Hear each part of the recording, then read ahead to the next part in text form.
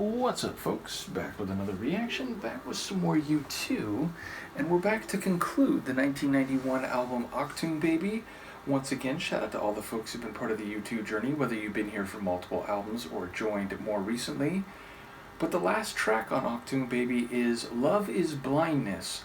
Now, it bears a strong resemblance to the, let's say, more common phrase, love is blind, the idea that love does not look at superficial features or only visual qualities, but is rooted in deeper connections and more psycho-emotionally substantive interactions and involvement, but it is using the phrasing blindness. Now, blindness, it's essentially a reified adjective, and if you didn't know, reification is when you take a quality or an attribute and you make it into a noun. So to be blind is to have the characteristic or attribute of not being able to see. Blindness is that same attribute, but made into some entity, even though, again, in a more, let's say, empirical or ontological sense, it is not a thing per se.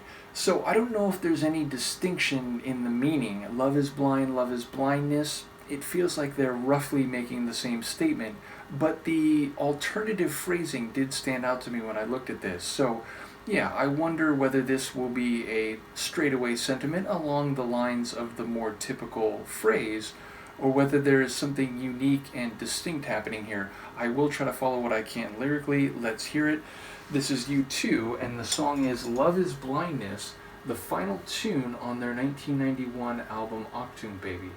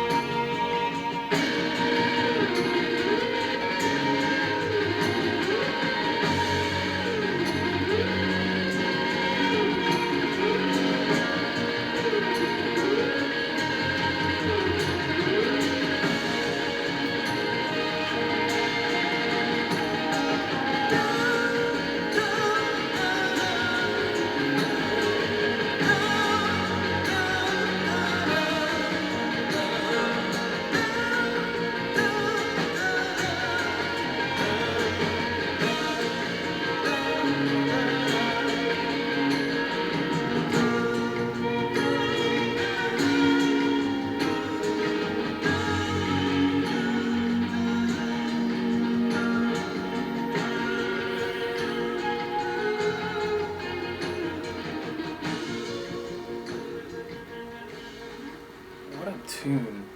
What an album closer. That's amazing. So, okay, right from the beginning, it has this deep and somewhat dark feel to it. There's a lot of atmosphere and that like pulsing bass, not huge, not, sort of shaking the walls, but definitely, excuse me, a like deep and pulsing bass line. And then like Bono's voice comes in and it's sort of echoic, like it's, almost like in another dimension, even though it's here and we can hear it. And then over the course of the track, there's guitar that is both, what's the right word? Again, sort of otherworldly, but then also edgy and intense and metallic. And there's moments where it feels very wicked in the sonics, and yet other moments it feels sort of reflective and, again, very atmospheric and like, I don't know how to, like, epic in a way, and yet also kind of restrained and down tempo at the same time. Like it had contradictory qualities, and yet it completely worked. And Bono's vocals, again, like more subtle in the grand catalog of their work I've heard up to this point, and yet hitting certain moments with this like restrained, subtle intensity. So yeah, it had subtlety and yet also had a bit of edge. Like, I'm never gonna stop like unintentionally using that pun, but yes, it had edge to it and a bit of a wicked dark sound, and yet I felt like I was also viewing something that was otherworldly, and I sort of had access to this other dimension. Lyrically, I actually wasn't, at the very beginning, I felt like I caught some of the first lines in the track, but as it went along, I was just kind of like really keyed into the feeling and the atmosphere of the tune.